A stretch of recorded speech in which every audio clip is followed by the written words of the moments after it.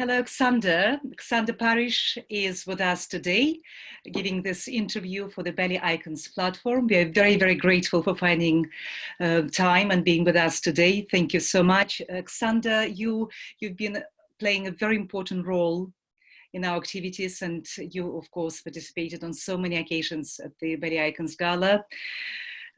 You're our favorite dancer. We love you very much. And of course, we are planning on many more collaborations with you in the future, and we can't wait until things will come back to normal and we could do this in real life. Thank you. I will start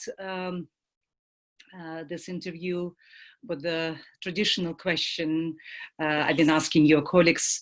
What your every day is like? Do you have some routine in this lockdown, sad situation we are all in at the moment? Yeah. Hi, Olga. It's so nice to see you. Firstly, I want to say thank you for your wonderful Icons Gala, which I love coming to every year. It's such a special event for me, particularly being a Brit, being able to come home, being able to come and dance back in London every year. It's such a wonderful privilege. So firstly, thank you. It's a pleasure for us. An event I look forward to every year. So it's a special thing for me, personally, to come home. But yeah, here I'm in Petersburg right now. We have the quarantine. We have all the lockdown measures going on.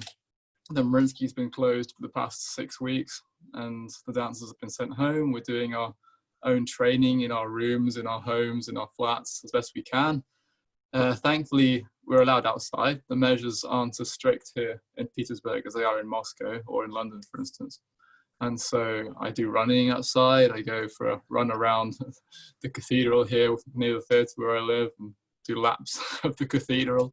I try and do my own stretching. You're amusing lots of your admirers. They're watching what you're doing outside. Yeah, well, today we have sunshine finally. I mean, the weather's been pretty poor. It's been a very cold spring here so far. We've had even snow. The day before yesterday it was still snowing, so it's been jolly cold. Last night was freezing, I mean 0 Celsius. Yeah. And so now finally it's turning to spring and we're getting warmer so we can go outside. We have a Zoom ballet class actually every day with one of our coaches from the Mariinsky, and this is the way we're trying to maintain our technique and stay in shape. Of course. Of course, as many of your admirers know, you have quite an extraordinary biography. Being British and going through the school, the Royal Ballet School, and then you go to Russia. And amazing enough, of course, we could have done the interview either in English or in Russian, but of course for our audience it will be easy if we stay in English. But of course you're so fluent. I love talking to you in Russian. I'm sure this is a question which has been asked so many times. How was the transition for you when you started, and in all these times, did you become Russian? To which extent, and how do you combine this Russianness and being an Englishman? Yeah, it's been a long personal and professional level. Yes, of course. So it's been a 10-year adventure so far here in Russia. When I first arrived here 10 years ago, it was of course very difficult. I mean, I wasn't used to the weather, I wasn't used to the language, I wasn't used to the culture. It was a huge shock to my system. I'd been all over the world dancing with the Royal Ballet. I'd toured to everywhere from Cuba to Timbuktu, basically. We toured a lot, but I'd never been to Russia. I'd never been anywhere so cold before. And the culture shock was difficult for me. The way you get to know Russian is different how you get to know an English person, for instance. It's a different way of communicating, way of openness is different. And so I found it very hard. On a professional level in the theatre, it was probably easier because I had my work to do and I had a lot to learn, a very steep learning curve. I went from being a quarter ballet, basically spear holder in London, to being a junior soloist here overnight. And the requirements of that were very, very difficult because I didn't have experience. Now you're raised to the highest position, being a principal. Yeah, now I'm in a principal. It took 7 years here to attain that level, and it was a very steep climb, so to speak, and it was difficult on many levels, personal and professional. personally, it was hard for me to make friends. I couldn't communicate with anybody. I couldn't speak Russian. I couldn't even ask directions. I couldn't speak a word of Russian when I came here, and so I had to learn. I was very surprised at how hard I found it, the language I was speaking about, because language is very, yeah, very, everyone who made an attempt knows this. So bravo to you, yeah. being now so fluent. Yeah, I mean, when I was at school, languages was never my strongest point, sadly. We learned French in the Royal Ballet School, and I can't speak a word of French even today. So it's, and you see, and you became totally fluent in Russian. Well, I wouldn't say totally fluent, but I can speak okay. And I've learned, I can communicate, I've made friends, and now it's great. I mean, in the theatre, it's easy. Not modest. I know your Russian is very good. Well, that's very generous, but yeah. So I mean, it was a huge adventure, and what can I say? Such a blessing, a privilege to be able to come here as an Englishman and to learn a new culture and to be in an exciting place. The first time it never happened to any other British dancer. Yeah, and so I felt like I was paving the way in some respect, because now actually in the company, in the Mariinsky, we have several foreigners. We have at least, I think, 12 Westerners who are now working alongside me in the company from France, Spain, Italy, Switzerland even. So we have quite a mix of foreign dancers, Japan, Brazil. And so I was the first one who arrived out of this bunch of foreigners, and I felt like I was paving the way in some respect. And now it's much more open here, which is great. It's very good. Yeah. Well, of course, it's really wonderful of the company to create such an international now company with talent. Well, that's all thanks to Yuri Fateev. That was Yuri's vision, because Yuri Fateev, my boss, it was his doing, bringing me here, and he went against the flow, against the grain in a way. It wasn't the done thing to bring foreign dancers here, but he saw in me a potential that he thought he could work with, and through that he believed in me and brought me here. And I think probably just to some resistance, I would imagine, but he persevered and kept working with me. To him, I'm very grateful, because without him, I wouldn't have a career. Of course, he believed in you. He saw great potential, and this is really very, very exciting. One really, one in a kind story. And of course, every time when you return to UK to perform, you must definitely have special feelings. Of course, it's such a special thing to come home. I mean, I left Hull when I was 11 to go to the Royal Ballet School in London, and I trained in London from being 11 till 19. Then I joined the Royal Ballet when I was 19. I left to come here when I was 23. So I had 4.5, 5 years in London as a professional dancer, on stage in Covent Garden. I mean, I say on stage, at the back of the stage, but even so, I was still there. I was in Covent Garden, and I had an amazing time learning and growing. And London, of course, was where I learnt ballet. It's where I became a ballet dancer. My sister is in the Royal Ballet, and my parents are still in Yorkshire. And so to come home, whenever I come to the Icons Gala, my mum and dad always come down. They drive down from Yorkshire. My sister with her husband, they'll come and watch, support me. My friends, Alex Talbot Rice, who you introduced me to, for instance, they'll all come and watch together. And it's wonderful things, like having all my family together, and it's a great thing. You've been recognized recently by the British government for your achievements, and this is of course another amazing event in your biography to receive such an important award. You must be feeling very proud, because very few people actually receive that for exactly doing what you're doing. This is very special. That's right. Yeah, I was very, very surprised and very honoured to be awarded an OBE from the Queen and the Queen's New Year's Honours List last year. And I received, actually in May last year, I came to Buckingham Palace and received the OBE from Prince Charles. 1 year ago, so congratulations again. 1 year later.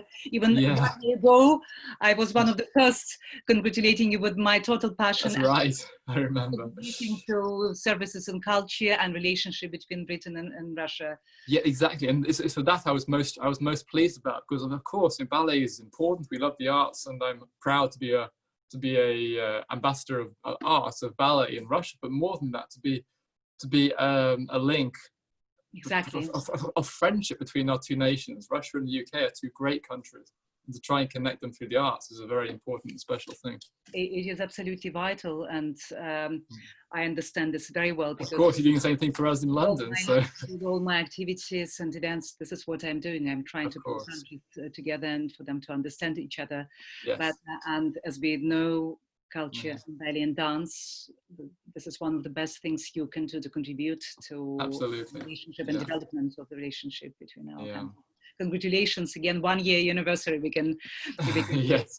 And something else to congratulate is on your receiving a Russian passport, which happened 2 days ago. Huge congratulations! Thank you so much.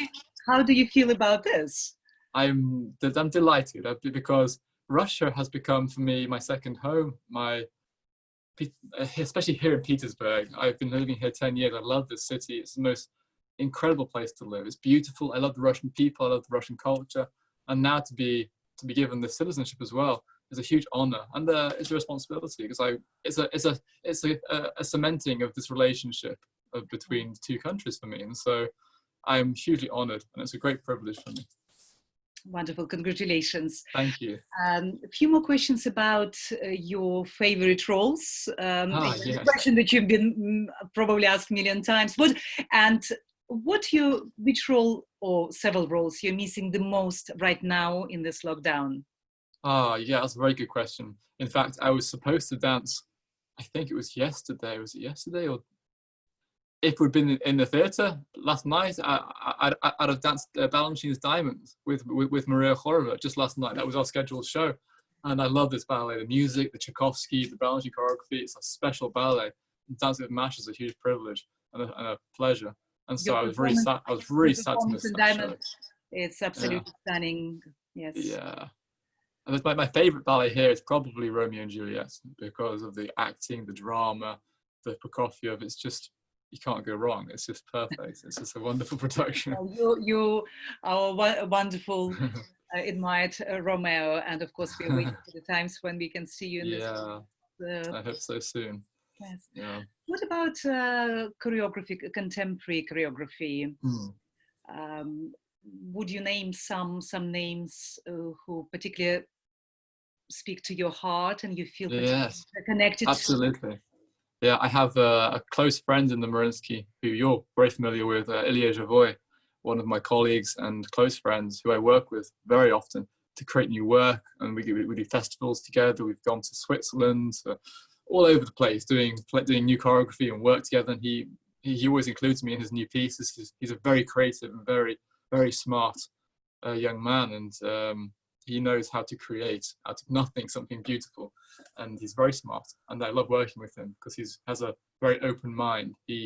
He's very broad in his thinking of how to integrate emotions, projections, new choreography, new concepts, new spaces.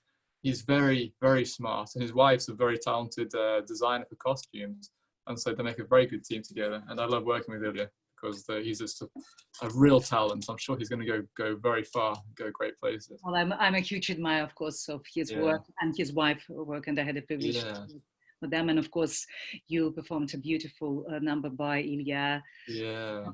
A couple of years ago, it was in London with Ekaterina Kantaurova. That was very, very. Yeah, Katya, he's one of his favorite muses, so he choreographs many great things for Katya, and we did the poster together for his ballet here of the Four Seasons, which was a great success for the Mariinsky, and to Max Richter's score. And so Ilya's having an expanding repertoire. He's making new ballets all the time, and I'm really proud of him. He's a great guy. Yeah. What about you? Would you consider one day to start choreographing something? You haven't reached this point yet? I wouldn't mind. I'd be happy to try. It's something I've toyed with in the past. I made a duet for myself and Masha last year for an event we had in Switzerland, just because we had to make something quickly. So I was like, hey, let's do it, make it ourselves, and we did, and it worked out well. And so I don't know, maybe in the future I could think about doing some more work. But for now, while I can dance myself, I really enjoy dancing, and I want to make sure I can have the longest stage career I can have, and then maybe later I can consider doing choreography myself. Although I guess you start young as well choreographing, because it's never too early to start a new idea. So we'll It see. happens in different stages of life of every dancer, but I'm sure one day you will come to this, and when you won't be able to stop, you would just want to. Maybe. Tell us about your partners on the stage, because obviously you dance with many wonderful female dancers, mainly from the Mariinsky and sometimes from other Yeah. companies. Yeah. Can you name few of them? And Of course. So, for example, when I had my debut for this was Romeo, I mean, it's probably five years ago now.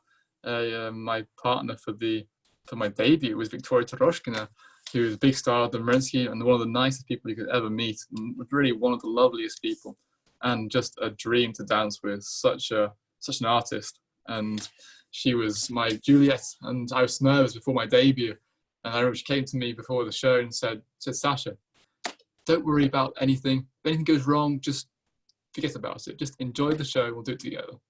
And that was that. And the show was lovely. And she was just such a pleasure to work with. And such an amazing, amazing ballerina. She's incredible. She's really fantastic. But now I work very often with Maria Horova, who's a new up-and-coming star of theatre, yeah. only 19 years old. She'll turn 20 this summer. An incredible talent for her age. She is just phenomenal. And for me, she's super comfy to dance with. She's exactly the right height, the right length of limbs. We seem to fit very well together, and I love working with Masha. She's a terrific dancer, and again, a fantastic person. And I couldn't ask for a lovelier partner to work with. So I dance with Masha very often, which I'm very grateful for. Well, I think you are usually spoiled for choices, because I am, it's true. Some you. of I mean, there's anyone, big Katia Kondorova, there's so many wonderful dancers who I get to dance with Mariinsky alone, but then also guests as well. I mean, like Aliona, who I danced with in London for you just this last from Bolshoi, and she's gorgeous. And now we have so many wonderful people to dance with. I'm so lucky. Well, of course. Thank you very much for sharing this. During this lockdown period, many of us started learning something new, looking into new directions. Some said, oh, we are still very, very, very busy, and actually we didn't have time to learn something new. How was it for you? I've been rather busy, actually. I've been surprisingly busy. Exactly. I've not been twiddling my thumbs. I'm surprised at how much I've had to do. My newest experience was being a balletic life model for a group of artists through Zoom, in fact, which was picked up by the Telegraph last week, and there was an article about it. I have a friend who I met in Russia from England, who organized this life drawing class. I mean, I was fully clothed, thankfully I wasn't naked, as is the norm for life drawing classes. From this were absolutely gorgeous. Yeah, and the artists, I would just basically dance around my room here and hold poses and spin around, and they would paint the swirls and the movements and the limbs, and they created some wonderful pieces of artwork, and it was really exciting to see the collaboration even through Zoom. I mean, even in quarantine, coming together. Yeah. Well, I think everyone is becoming very, very inventive, and they're so busy. It's something we did not expect to happen in quarantine. Yeah, that's true. I think this is our wish to fight and to show that we are not giving up, and we don't want to be passive, and we are ready to anything and to everything when things start coming back. Terrific. Yeah, totally agree. Any particular reflections during this period, something you realized and learned what became very valuable and very important for you as a person? Yeah, absolutely. It might sound a bit cliche and a bit daft, but while I've been missing all these shows and missing even ballet class, missing training, I've realized just how blessed I am to be able to be a dancer, to be able to actually have this lifestyle. It's hard. We worked very hard. We have a pretty tough time when we're working. It's difficult physically and emotionally and mentally, especially here in the Mariinsky. We have very little time off, and it's a very difficult regime compared to most Western companies. It's a lot harder. But end of the day, now I'm here reflecting on it. I'm like, oh, I miss it so much, and it's such a special thing to be involved in. Everyone says the life of a dancer is a short stage life compared to an opera singer who can sing for many, many more years than a dancer can dance on stage. So, every little moment lost actually is like a little jewel. You're thinking, oh, I could have done this show, I could have performed this, I could have learned this new role. And so it makes you value your time on stage a lot more. Of course, of course. And my final question to you would be, what would be your best advice to young dancers who, of course, will be looking at you as an example, an icon? What would you like to say to them? I would tell them just aim for the stars. Don't give up. Try the best. You know, I never expected for a second to be where I am today. I wasn't the best dancer in my class. I wasn't the most talented. I wasn't the most able. Here you are, awarded, recognized, and doing most beautiful principal roles. Exactly. It doesn't matter on your limitations. Your limitations can propel you further than your abilities if you use them the right way and believe in yourself and don't give up. Occasionally, as has been for me, the last man standing wins, and just by not giving up and keeping going, sometimes you end up being in that position. And that's what I would advise them. Keep going and don't give up. Thank you very much, Xander. It was a great pleasure to have you with us. And a great pleasure for me. Thank you so much, Olga. Questions and sharing. We miss you very much. We really I miss you too, very much. Look reuniting very, very soon in London, in other places. And we all have to go through this difficult time, and we should be positive and strong. And of course, the love for dance will help us to go through this. Thank you so much. And thanks to you for that. Thank you so much. It's a pleasure to have you. Xander Parish, thank you very much, and we'll see you very soon. Goodbye. Bye-bye. Bye.